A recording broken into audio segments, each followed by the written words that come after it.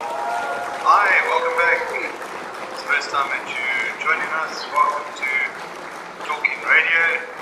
Today is podcast number 4, and the focus today is on how to make contact with air traffic control.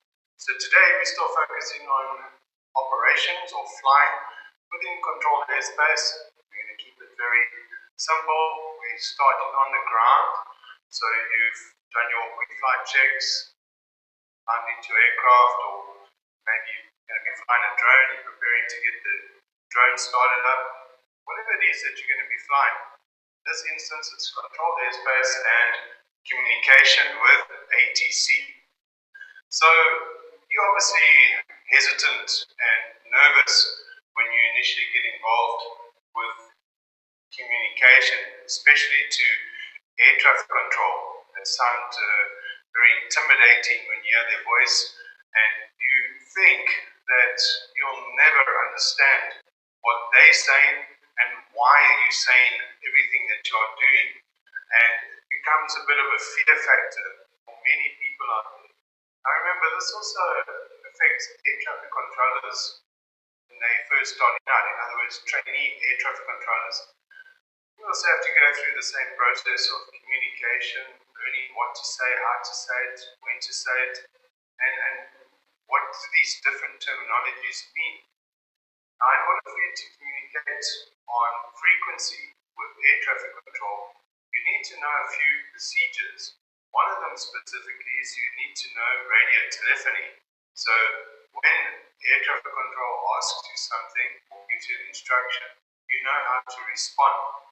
Unlike speaking English in a normal one-on-one conversation, this has got it twisted because we've got to speak using a terminology that is not commonly known to us when we first start out in the aviation sector.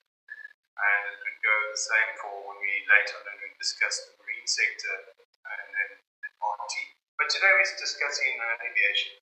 So what we're going to do is give you a few pointers, a few things to think about before making contact with ATC and when in communication with ATC. So remembering with today's example, it's all while you're still on the ground. So you haven't got an airborne yet, just want to make contact with ATC.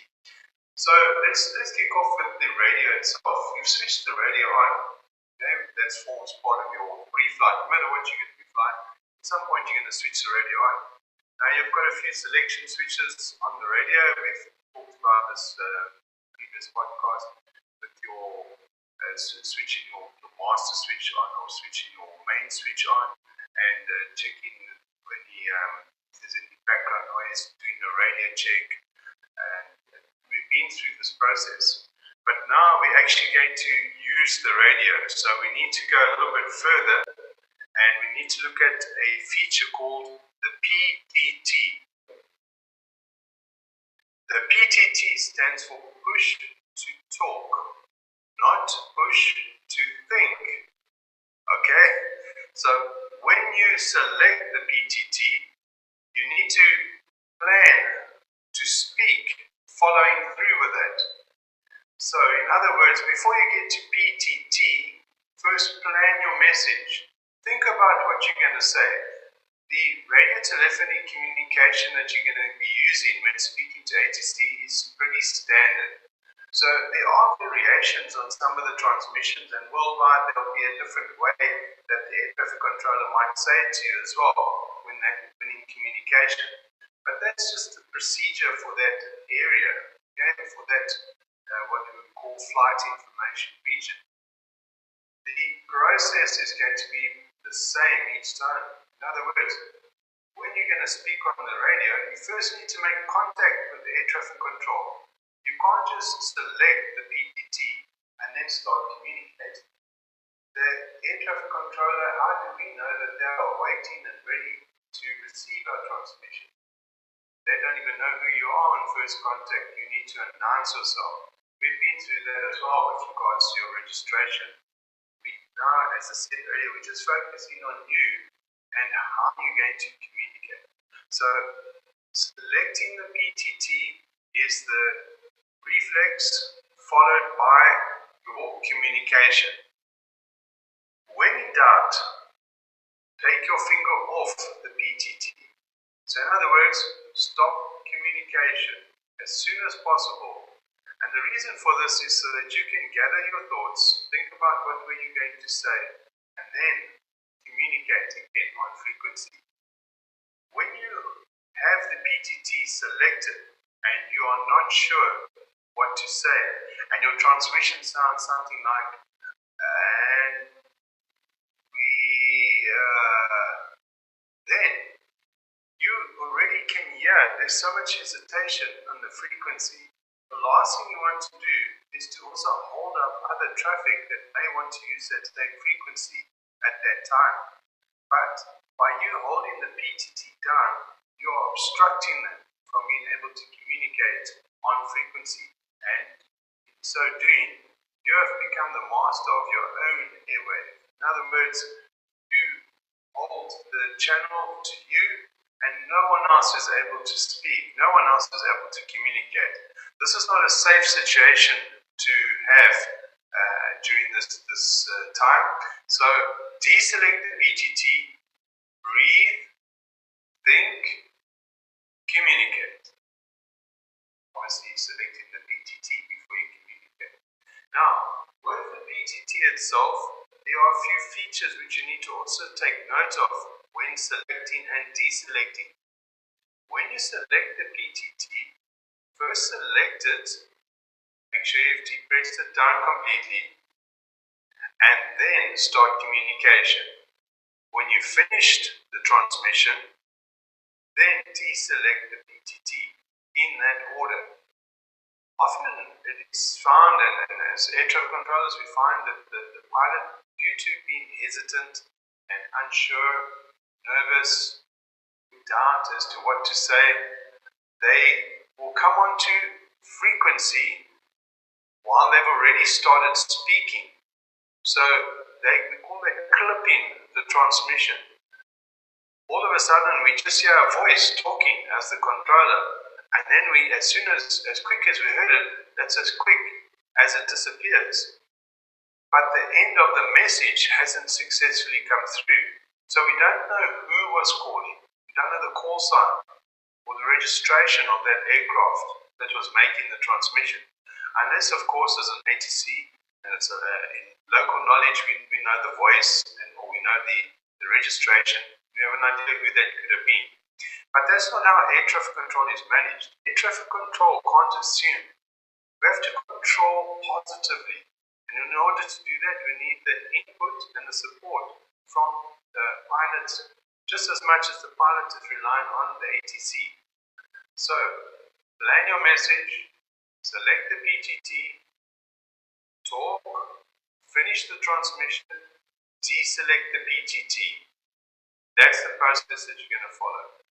Now, once you've established communication with ATC using your 5-digit or registration, they will, and remember, the registration might not necessarily be a 5-digit, just to add to that, as we go on later and as you do your, move on to your commercial pilot's license, we'll start talking about non-scheduled flights and scheduled flights, and there is a variation to this. So for now, just focus on your registration. Keep it much simpler. You're just starting out to communicate, what is my registration? And I have become my registration when I sit in the aircraft. Think of it like that. So you're becoming part of the aircraft up until the point you climb out the aircraft again once it's shut down. Your name is now the registration of the aircraft. So that's a way to go through things. Now, when we talk about the registration, that's normally mounted in some form on the front of the column stick in front of you. And this I'm assuming you're in a fixed-wing aircraft or in a rotary-wing aircraft, such as, in other words, a helicopter. But there is some kind of indication as to what your registration is. Again, if you fly in a drone, you're not going to have this in front of you, but the registration of the drone is sealed onto the drone itself. The person flying a paraglider won't have the registration on the wing of the paraglider, but they look down at the column in front of them. It will be mounted near the radio, and that is what your focus is when you're going to establish contact. So you are becoming one with that call sign, sorry, let me rephrase, becoming one with the registration of that aircraft. Then you establish contact.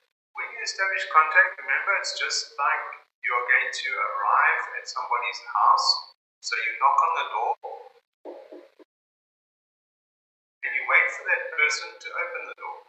When they open the door, you formally greet, and then you're invited into the house. You don't just, hi, how are we doing today? That doesn't really bode as a formal introduction. That's quite rude. And how much guarantee have you got that the other party will even know who's speaking at that point? So what's going to happen is, if you just start your transmission and hope for the best that the party on the other side, in other words, the air traffic controller, is hearing you, there's a good chance that they're not hearing you because they're busy with something else. And when you are finished your transmission, you're going to hear the following. Last call on 121.9. Say again. And then you, as the pilot, are going to have to repeat that transmission all over. This is wasting time on frequency, and time is very valuable when it comes to flight inside of controlled airspace. So you've got to really think about your actions. At the same time, though, you must not fear what you're going to say. So you need to plan this.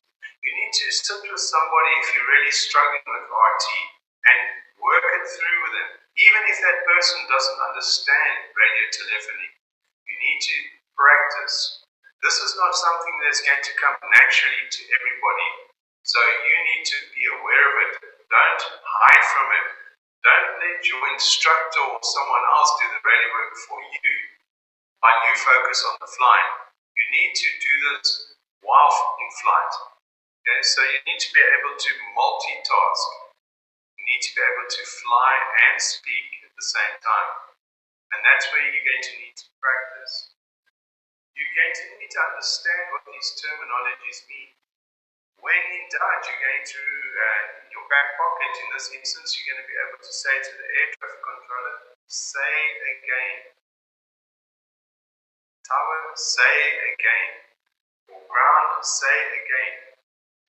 That person will then repeat the message for you to ensure that you understand what they're saying. Sometimes it is of something that you can say, although it's not really published. You won't find this in many documents that you go through when it comes to standard radio telephony, including ICAO, where it says that you can say student pilot. But this is accepted. The term student pilot is notifying the air traffic controller in a roundabout way that you are not fully conversant with radio telephony communications at this stage, and you'd like them to assist you. So you would say something like, student pilot Alpha 2, Alpha Romeo 1. Okay, so there the term student pilot was brought in the front of the registration, and it's notifying the air traffic controller that you might have some problems with speaking on frequency, and you might be asking them to repeat their transmission at regular or irregular intervals, whatever the case may be. Now with this communication, something else for you to think about, and only if this is possible, and remember we're speaking about controlled airspace in this podcast today, is making a visit to the control tower where you're flying from, or the one nearest you, and go and visit the air traffic controller. Obviously, if this is permitted, there may be security checks with COVID-19. They might not necessarily be able to allow additional visitors into the control tower, etc. But if this is possible, go and visit the control tower and go and meet the person on the other side of the frequency. Find out what they can see from the control tower, and that's what you can't see. But then when you go to the tower, that these are in fact humans. That's very important. This is another human doing their work. This is what they do. They're professional. But they are there to assist you. They are not there to police you. That's important. And you need to be able to work together. They need your guidance. You need theirs. That's very important. So this is a team effort. And if you follow these procedures and think about what you're going to be doing and how you're going to do it, you're going to be able to work so much better with each other when working on a controlled frequency, and you're going to become more confident as things progress in your communication and in your ability. Right, so you've passed the message. In this case, it was very basic. We actually didn't even pass the message, we just established contact. We then proceed to pass the message, whatever the message may be. I'll just give an example, but it's not part of the podcast today. We're still going to do this in the later podcast when it comes to radio telephony. Ground, Alpha 2, Alpha Romeo Mike, 2 people on board, 1 hour fuel. Request taxi for a flight to the general flying area. Okay, so that's just standard information that you pass into the air traffic controller so that they can write this on your flight progress strip, and they can plan accordingly which way you're going to taxi. They can notify the tower controller that you are pending for departure, and that they can plan traffic, in this case air traffic and ground traffic around you. Because remember, you're still on the ground and you're taxiing along the movement area and moving area of the airfield to the relevant holding point for the active runway. So during that phase, air traffic control are communicating with each other, they're planning around you, and they are very comfortable on frequency with you communicating with them, and you are continuing with your 4 takeoff checks. Now, in one of the previous podcasts, we also talked about the radio check, and you'll notice we didn't do the radio check here, but we could have if we wanted. Ideally, the radio check is something that you do before you start the aircraft, so it forms part of your pre-flight checks. Once you start your aircraft, you're going to now proceed with your taxi checks and for takeoff checks, after takeoff checks.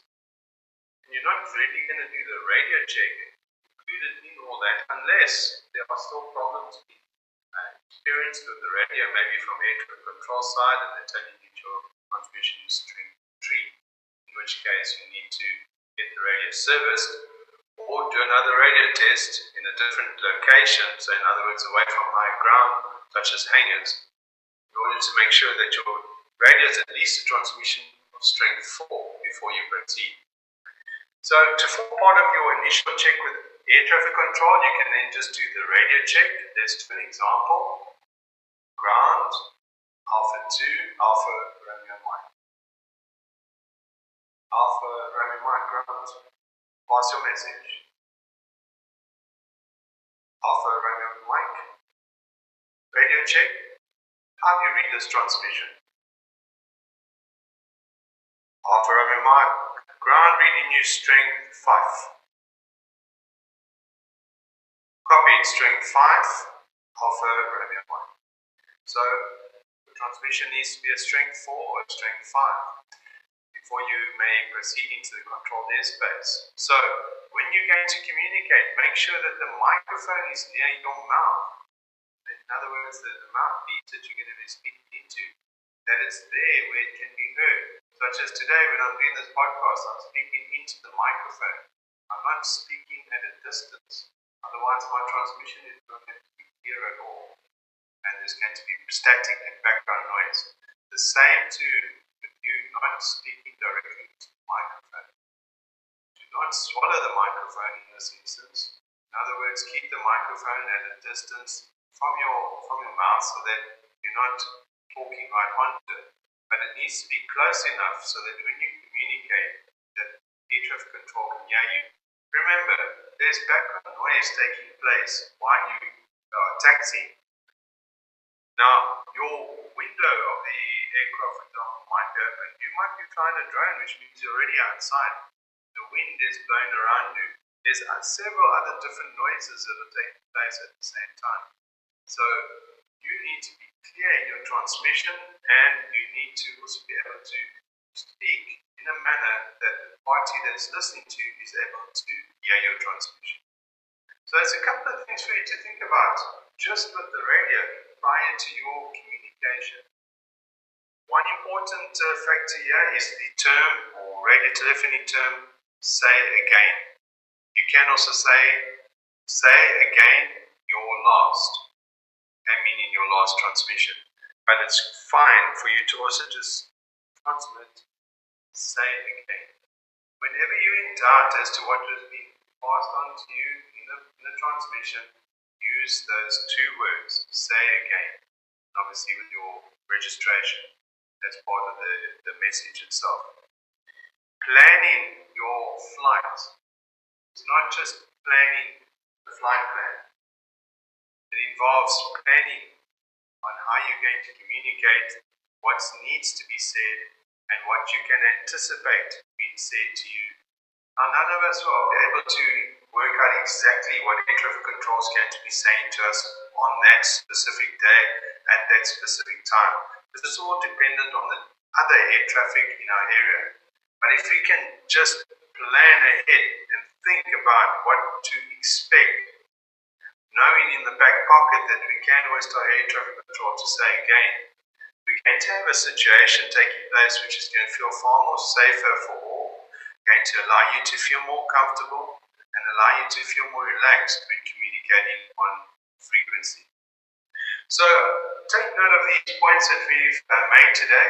Think about this when it comes to communication. It's something that cannot be disregarded. You need to focus on this when planning to communicate with ATC and when in transmission or when in communication with ATC. This ensures that you are managed professionally and not delayed unnecessarily. Alright, thank you very much for listening to today's podcast. Appreciate your time. I hope you enjoyed it and look forward to speaking to you again. Next session, podcast 5. Podcast 5 will be an introduction to aerodrome control ATC. Thank you very much for listening. Bye-bye for now.